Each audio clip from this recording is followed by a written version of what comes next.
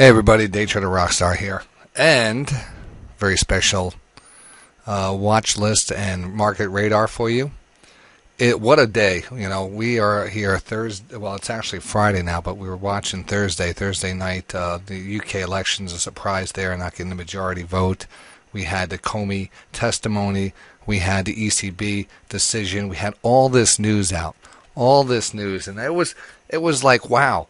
The snap elections didn't play out as Prime Minister May would like to have seen it. It almost gave the impression that, you know, you're going to watch the open market open up at 6 o'clock last night and see a big splashdown. I tweeted out, I said, watch for a little gap down, but don't be surprised to see this market bounce right back.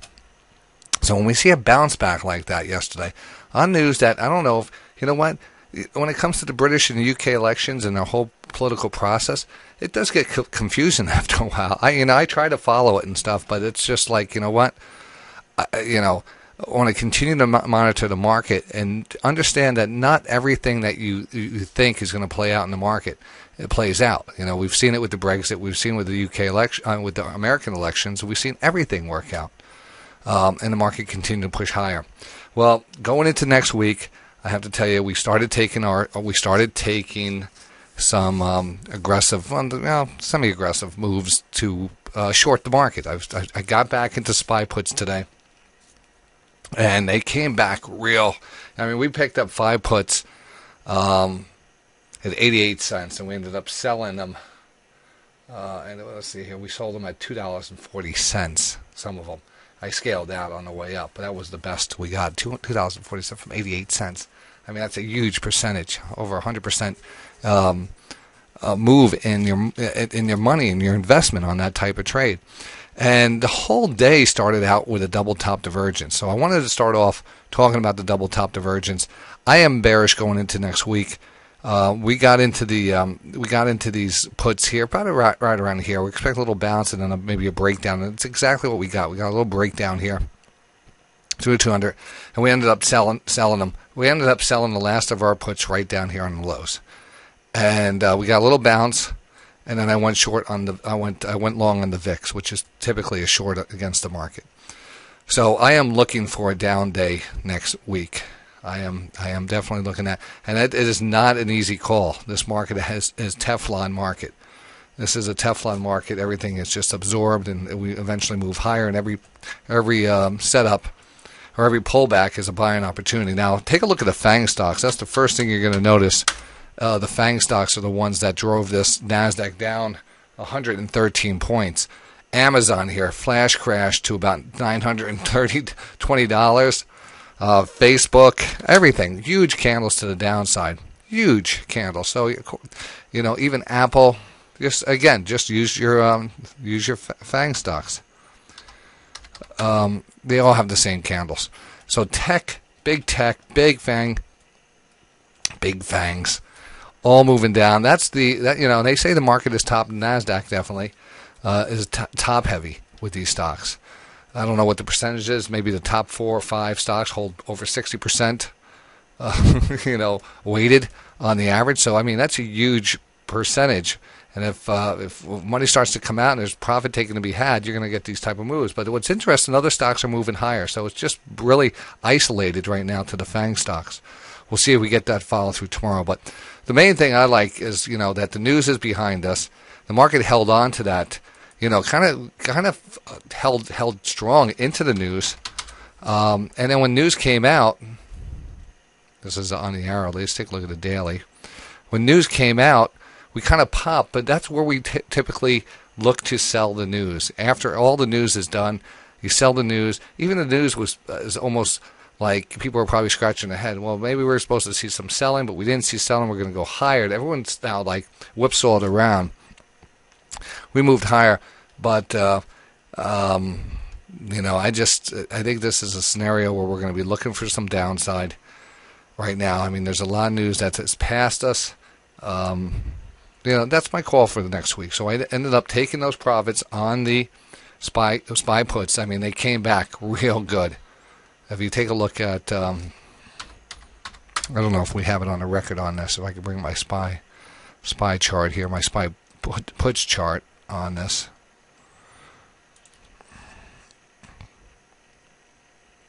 What was it, 243s? I don't know if we're going to see it on here. Why is that like... Oh, that's on the daily. All right, we're going to see it here. So, this is where we got in, right here. 88 cents. And this is where we sold. I mean, we'll just give you a little idea. 155% move from there. 88 cents to $2.40, and then the ones we took off early was $1.81, something like that. All right, whatever. Good setup here. We're not in it, but I ended up taking the VIX going into next week, and I took VIX calls, and the VIX is it's the little volatility index. We take a look at a daily. Let's get rid of the, let's see. All right, let's go off of this for a second.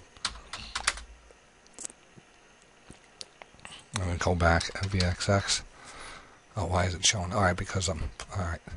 I just want to make sure it's not messing up a candle. We took out the lows.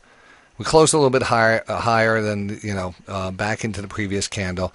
The overall candle was an outside day, but we would like to see this close in the upper part of that channel. The volume was interesting, and it's really about are we going to get some follow through with some of these with the FANG, and what's going to come out over the weekend that's going to press the market down a little bit further. So I took a little shot in the VIX.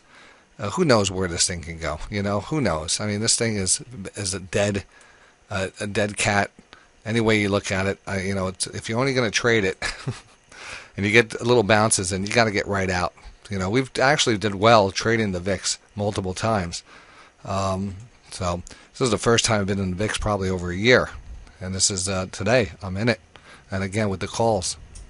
That's a little bit more detailed information there. So on the VIX calls, and that's my watch list. And I also did put out the watch list, and the watch list goes into basically a lot of detail. And I'm considering actually putting this watch list out to everyone because I didn't go into too much new, and I really wanted to wait until Tuesday.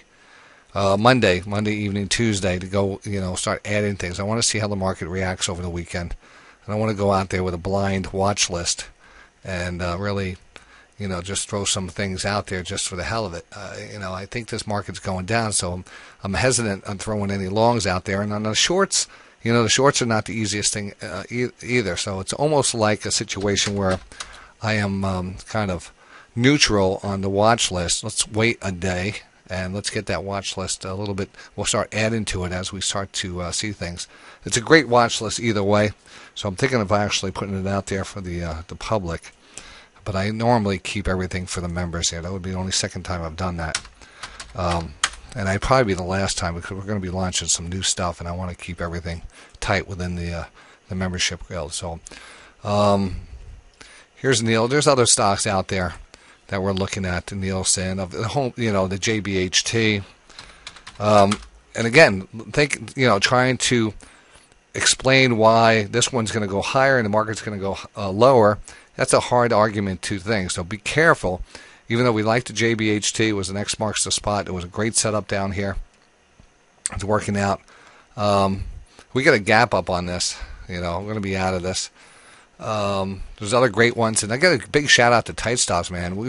He was bringing some great setups to the table with his insider purchases, and I've actually taken a couple of those. So it, like I said, I'm a beer. Juno, we had a great trade on, even though it looks like it's breaking down. We actually caught the pop here and the gap up, and we sold into that, and then even the kite, we're able to, the kite actually took off. And it went the opposite direction. But JBHT and other stocks like that, AKM, everything is on the watch list. So, make your way over to the watch list. Like I said, I'm contemplating putting it out there. And if it's not out there, then you have to get on board. Day Trading Radio membership. It is so worth it. I mean, we're trading futures today. We're trading futures. We're trading options. And we're trading stocks. And everything worked out great in the market here. Dow's up 86. Nasdaq's down 113. And the S&P's flat. Go figure, right? What a crazy, crazy, crazy day. So that leads us into next week on Sunday, the futures will open up. Sunday evening, 6 o'clock. You can be sure to tune into Day Trading Radio, where if anything's going on, I will be broadcast. I'm actually going to probably be here at the office on Sunday evening, working on, of course, seeing what the futures do, seeing how any news comes out, and adding to that watch list if we have anything to add. The Harley Davidson right now is something that I do like. There's a little divergence. I like it's holding the trend line, starting to turn back up. I want to get back into that. And again, all that information is on your dashboard, your membership dashboard. You have a whole trading dashboard with the alerts, research, everything. So I think that's about it. And Harley Davidson, JBHGs, the LYB. There's a lot of these you have to get on the watch list and just make your way over to that LYB. Nice pop. Expecting that to hit our target also. And and again, the HBS watch list. Take a look at that. That's what you get each week as a member.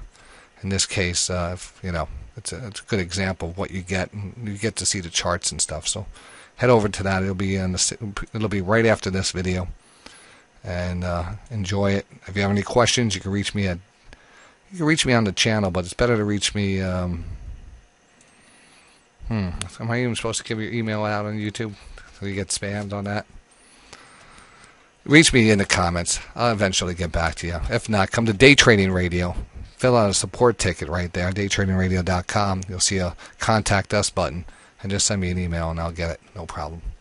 And we'll get back to you. All right? So that's it. Waiting to see what happens on Monday, Sunday evening. 6 o'clock futures open. We'll see what happens. We'll see if we want to press our shorts going into next week. And, wow, it seems like things are going to liven up a little next week. So look forward to seeing you then. Day Trader Rockstar signing out.